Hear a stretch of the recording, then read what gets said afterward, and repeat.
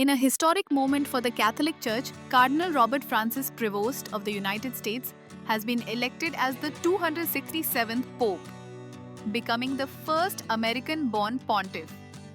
He will be known as Pope Leo XIV.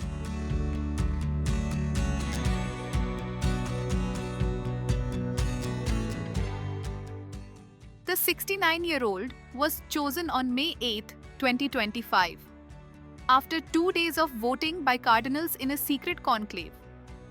White smoke from the Sistine Chapel signaled his election as church bells rang out across Rome.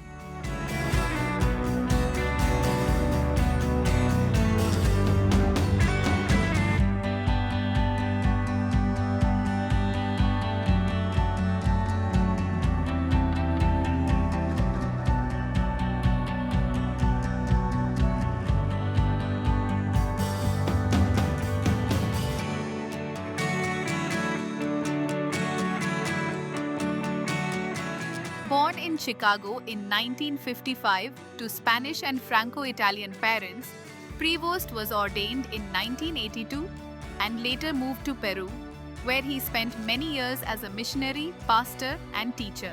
Although American by birth, he holds Peruvian nationality and is seen as a Latin American figure for his deep ties to Peru.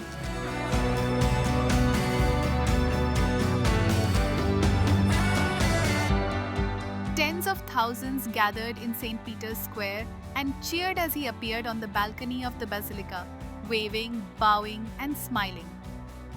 He succeeds Pope Francis, who died on April 21, 2025, at the age of 88 after a 12-year papacy known for progressive reforms and compassion.